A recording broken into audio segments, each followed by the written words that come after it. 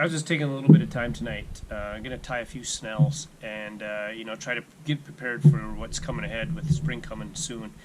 And I was thinking about how I tie and why I tie what I tie in terms of Snell knots. You know, as a walleye fisherman, a Snell knot probably one of the most common, most important knots we tie. You know, we tie a lot of different knots. There's some Snell knots that you can tie that are very easy, but in my mind, they're not the best knot. And I don't cut any corners, to be honest with you.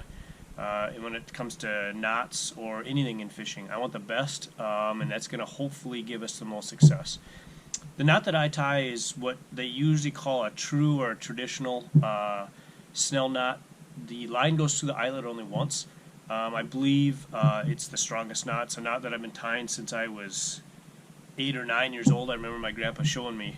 But I just wanted to show you tonight. And what I did, I tried to find some thick line here. For demonstration purposes, I'm going to try to grab, I got like a #1 octopus hook here. And it's very easy. I'll try to slow down. I can tie them real fast once you get going. But for demonstration purposes, I'll try to really slow down here. I've got a #1 octopus hook here.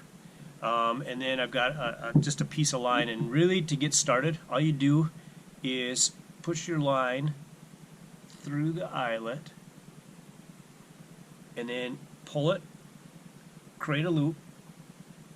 And again, when we're done tying this, the line's only going to go through the eyelet once, which in my mind, then nothing can loosen up.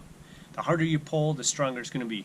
But anyway, I got the loop created. Here's your tag end. Here's the other end of the line. I'm right-handed, so what I do is I hold the shank of the hook between my thumb and forefinger, or index finger, I should say, of my left hand. And then what I'm going to do is I'm going to start looping this around, and as I loop to keep the line tight, my middle finger is actually going to hold it against my thumb. And again, I wrap it 7, 8 times, whatever you're comfortable with. There's sometimes I'll wrap it up to 8 or 9 times, 10 times. But there's one, and what you're doing is you're actually using the same end, and that's what's wrapping you or around the shank of the hook. And then when you lay them in there, when you wrap it, you're just wrapping them next to each other. Again, this finger's keeping the line tight, so there's 3, 6, 7, 8. And every time, I'm keeping that line close and tight against my thumb. Now that the wrapping is done, you pretty much got it. This is the line end, the long line end. So what I'm going to do is I'm going to pull that tight, and really what that's doing is getting rid of your loop. And then this end, you just pull this tight, and then before you really cinch it down, you let go, and you can see where the line is wrapped around the shank down here. And again, the line only goes through the eyelet once. If you pull this tight, it slides it down real close to the eyelet, and there you go. It's the cleanest, neatest, in my mind, probably not the easiest, but it's the strongest Snell hook you can tie.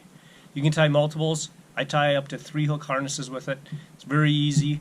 When in doubt, don't cut any corners on your knots. Make sure you tie the strongest knot that you